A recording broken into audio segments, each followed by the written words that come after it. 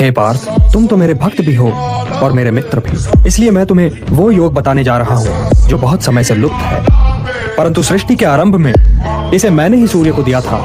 सूर्य को दिया था? आपने ये योग सूर्य को दिया था? परंतु हे केशव, आपने आधुनिक काल में जन्म लिया है और सूर्य देव प्राचीन है, तो मैं ये कैसे मान लूं? हे परंतप, वैसे तो मैं अजन्मा हूँ, अविनाशी हूँ और समस्त प्राणियों का स्वामी हूँ, परंतु मैं अपनी प्रकृति को अधीन करके अपनी ही योग माया से प्रकट होता रहता हूँ। जब जब धर्म की हानि होती है तब तब मैं आता हूँ, जब जब अधर्म बढ़ता है तब तब मैं आता हूँ। धर्म की स्थापना के लिए मैं आता हूँ और युग युग में जन्म लेता हूँ। तो हे केशव, धर्म की हानि होती ही क्यों है? कि मनुष्य मोह के बंधन को नहीं तोड़ पाता, कि वो अपने स्वयं से नाता तोड़कर समाज से नाता नहीं जोड़ पाता। द्रौपदी वस्त्र हरण न हुआ होता।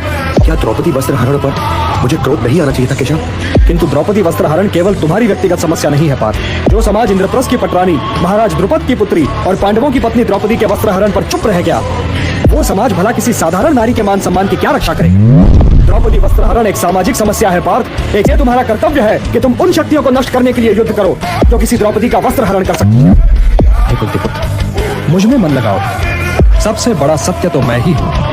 मैं सब में हूँ पार्थ। मैं ही जगत का पिता भी हूँ, माता भी और पोषक भी। मैं ही सबका आधार हूँ पार्थ। मैं ही सब कुछ हूँ।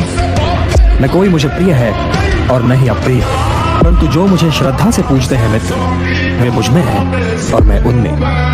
किंतु हे परमेश्वर, मैं आपके ईश्वरीय रूप के दर्शन करना चाहता हूँ। हे निष्पाप अर्जुन, अपनी इन आंखों से तुम मेरा वो स्वरूप नहीं देख सकते। इसके लिए तुम्हें दिव्य दृष्टि की आवश्यकता होगी।